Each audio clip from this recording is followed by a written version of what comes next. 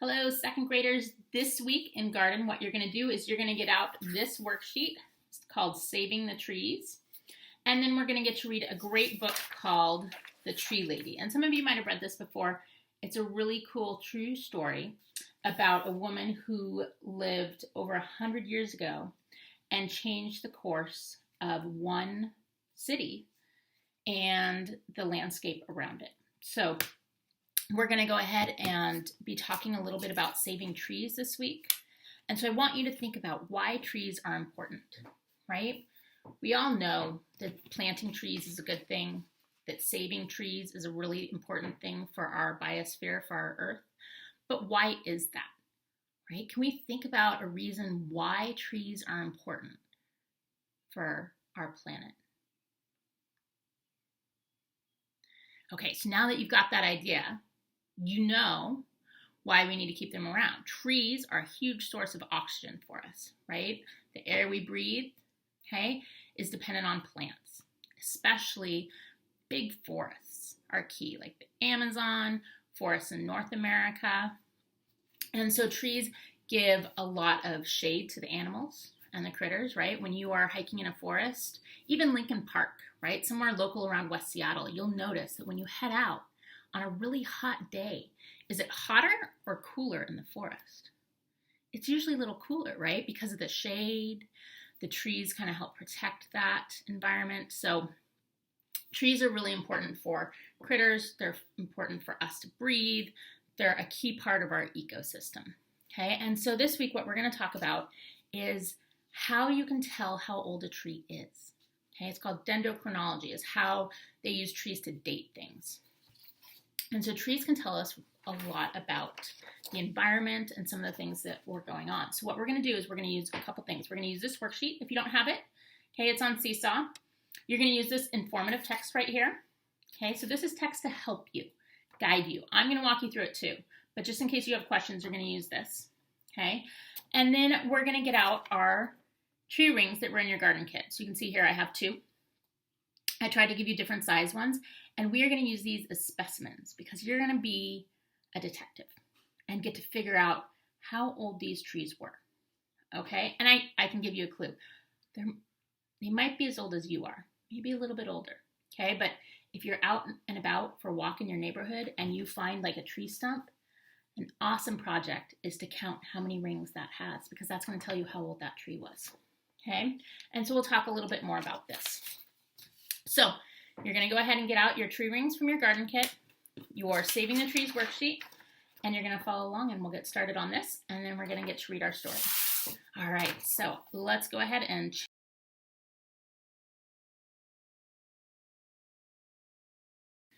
all right, so this is the worksheet that we're going to be working on today. And you can see, okay, it says Saving the Trees up top because trees are a key part of our ecosystems and our biosphere that is Earth, okay?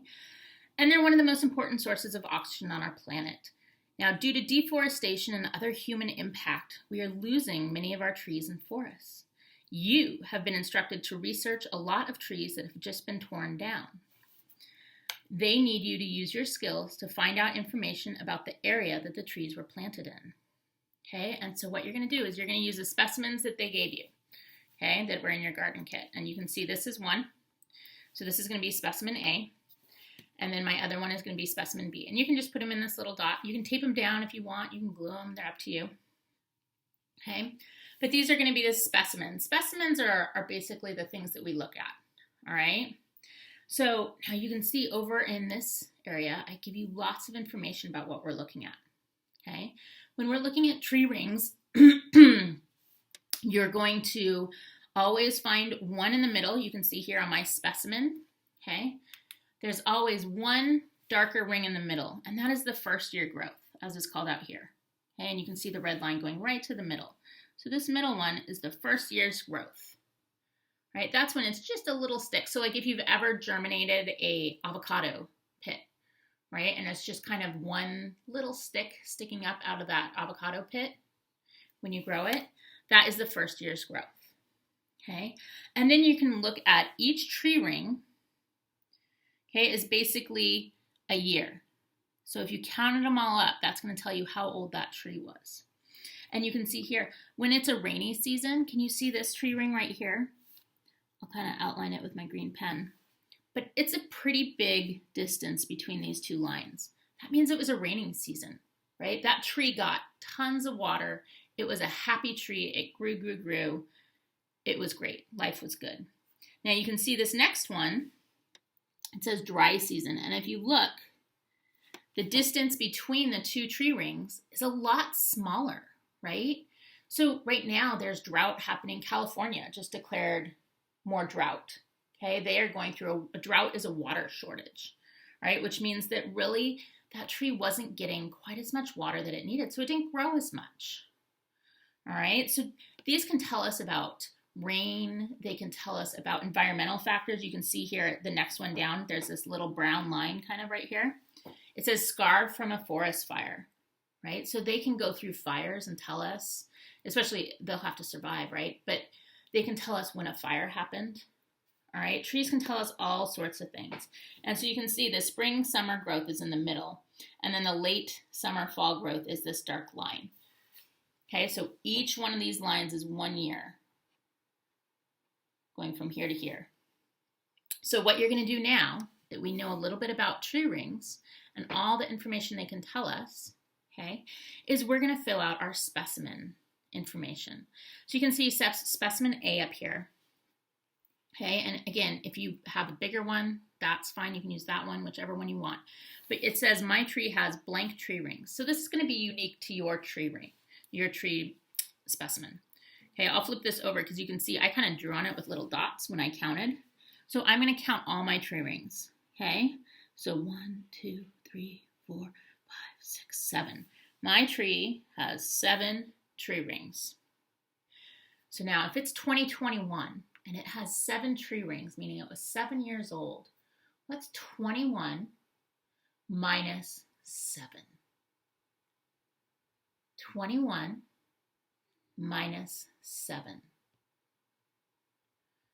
So if you can do that math, okay, 21 minus 7, and that's the year that you get the planting. So 2000 and 21 minus 7 is 14. So this tree, if it were cut down right now, right, and I counted the tree rings, it was planted in 2014. And now it says, was there a fire that your tree lived through? So get a really close-up look, okay? And again, this is where you can use your magnifying glass from that first garden kit earlier this year. Oops. Okay? And really get a close-up look at the tree rings. And this will help too if you need to count, okay? But I don't see any scars on mine. Do you? I don't really see any discolorations. There's that first year, right, which is that darker dot in the middle. But really there's nothing else to tell me that there was a major event that this tree lived through. Okay, so I'll put it back down and I'm going to circle no.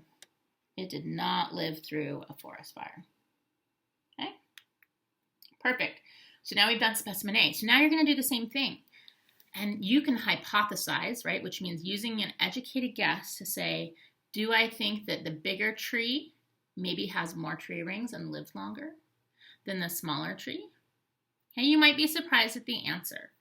But so I went ahead and I counted, whoops, I'll flip it over so you can see. I did the little dots and counted again. 1, 2, 3, 4, 5. No, this one has 5 tree rings. And now I do the math again. What's 21? Because we're in the year 2021. So 21 minus 5. Well, I know 20 minus 5 is 15. So 21 minus 5 must be 16. So 2016 is when this tree was planted. And then this one doesn't have any scars or anything else either. It does have a really big first year growth. That ring in the middle for this small one is a lot bigger. If you look at it, do you see how dark it is compared to this one, right?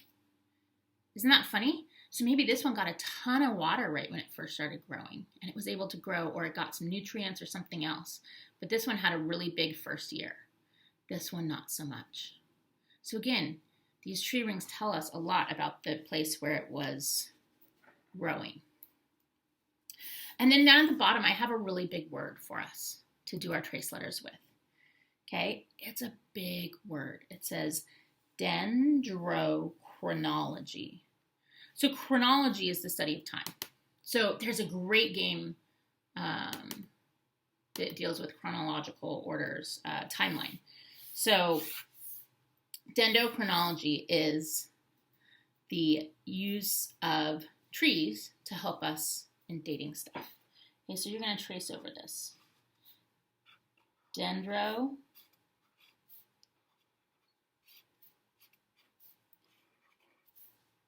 and then chronology.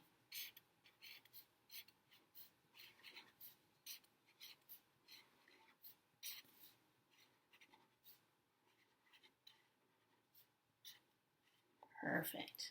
And now we are all done with our Saving the Trees worksheet. Nice job. So you can either glue these down if you want and put it on a bulletin board. If you want to do something else with these little log slices, they are yours to play around with. Okay, you can build with them, do whatever you want. But we are all done with this, so you can put it away. And next up, we are going to be reading The Tree Lady. All right, perfect.